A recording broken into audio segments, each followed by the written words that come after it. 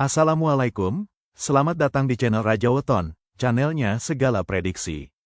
Mohon dukungan kepada semua teman-teman untuk memberikan like dan komentar yang membangun. Terima kasih dan selamat menonton.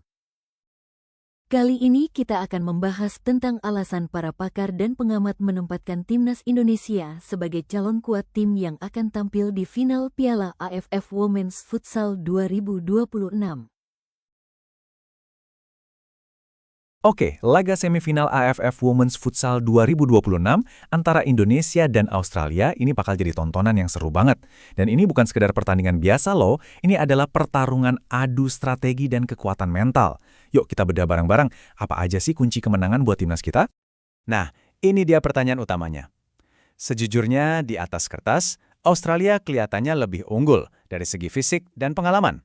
Tapi kalau kita lihat data dan analisis para pakar, ternyata Indonesia punya peluang emas. Kenapa bisa begitu?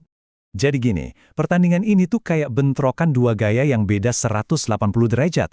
Di satu sisi, ada Indonesia yang mainnya taktis, cepat dan sangat kolektif. Sementara di sisi lain, Australia itu ngandelin banget kekuatan fisik, pengalaman, dan serangan-serangan langsung ke depan. Pertanyaannya, gaya mana yang bakal menang?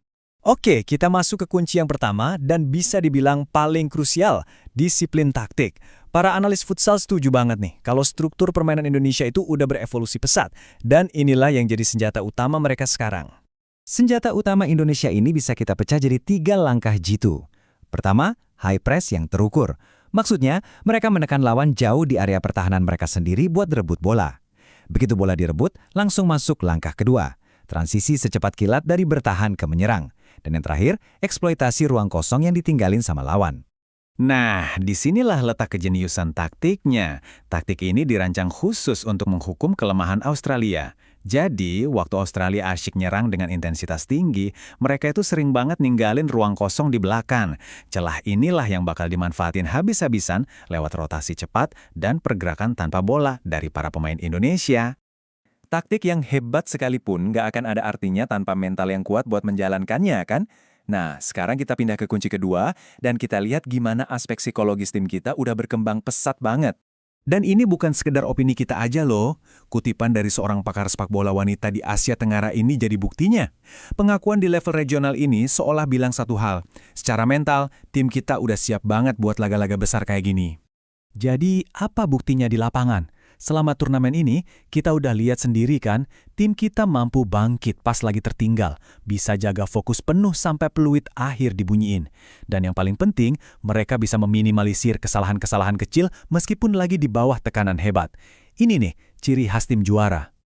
Lanjut, kunci ketiga adalah kombinasi maut dari kekuatan seluruh pemain dan momentum positif yang udah mereka bangun dari awal turnamen. Coba perhatikan angka ini, 4. Angka ini merujuk ke sistem kuartet, di mana rotasi 4 pemain itu berjalan efektif banget. Ini gunanya buat mastiin intensitas pressing dan stamina tim nggak pernah kendor, bahkan sampai akhir pertandingan. Nah, keuntungan strategisnya jelas banget.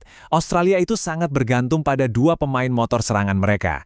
Dengan kedalaman skuad dan rotasi yang jalan terus, Indonesia bisa ngasih tekanan tanpa henti buat mematikan 2 ancaman utama dari lawan. Keren kan?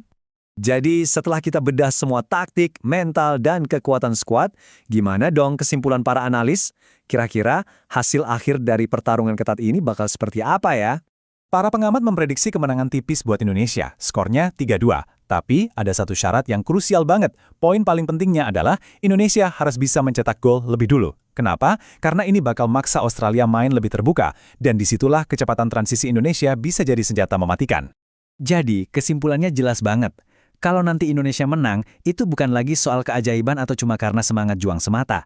Kemenangan ini bakal jadi bukti nyata dari evolusi taktik, kematangan mental, dan sebuah proses panjang yang udah dibangun selama 2 tahun terakhir.